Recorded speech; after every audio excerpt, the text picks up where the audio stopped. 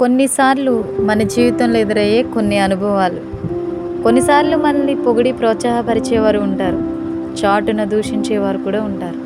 కొన్నిసార్లు మనల్ని అవమానపరిచి సిగ్గుపరిచేవారు ఉంటారు, అయ్యో అని జాలిపడేవారు ఉంటారు.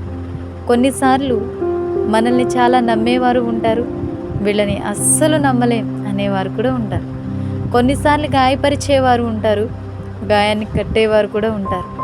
ఎంత యథార్థముగా బ్రతికినా ఏదో ఒక మాటతో గాయపరిచేవారు, నిందించేవారు మన నిజ జీవితంలో ఉంటూనే ఉంటారు.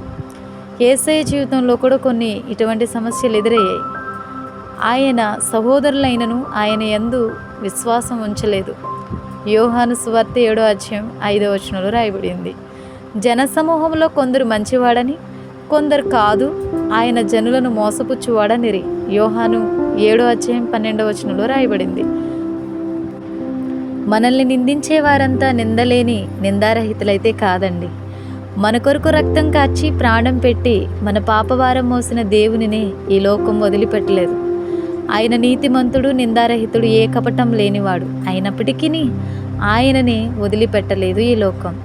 మనల్ని నిందించడంలో ఆశ్చర్యమేమీ లేదు. అపనమ్మకస్తులమైన మనకు నమ్మకస్తుడైన యేసయ్య మన గురించి ఎలాంటి తీర్పు తీరుస్తున్నాడో చూద్దాం. యోహాను సువార్త 8వ అధ్యాయం 4-11లో వ్యభిచార స్త్రీని కొట్టి చంపాలనుకుంటున్న ప్రజలతో దేవుడు అంటున్నాడు, మీలో పాపం లేనివాడు మొట్టమొదట ఆమె మీద రాయి వేయవచ్చును అని వారితో చెప్పి వారి ఒక్కొక్క తప్పులను రాయడం మొదలుపెట్టినప్పుడు పెద్దవారు మొదలుకొని చిన్నవారి వరకు అక్కడ నుండి బయటకు వెళ్ళిపోయారట. అప్పుడు యేసయ్య అంటున్నారు, అమ్మా, వారు ఎక్కడా? ఎవరు నీకు శిక్ష విధింపలేదా? అయితే నేను కూడా నీకు శిక్ష విధింపను, నీవు వెళ్ళి ఇక పాపము చేయకుము అని చెప్పగలిగాడండి.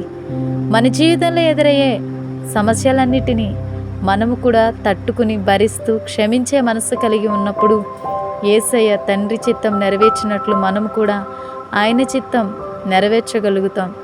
మనందరి జీవితాలలో తండ్రి చిత్తం జరగాలి. మనమంతా కలిసి తండ్రి చిత్తం చేయాలి, ఆయన రాజ్యం కట్టాలి అనేదే మీ అందరి పట్ల నా ఆశ, నా కోరిక, నా వాంఛ. ఈ మాటలు మీ హృదయంలో ఫలించునుగాక. అందరికీ ప్రైజ్ లార్డ్ అండి.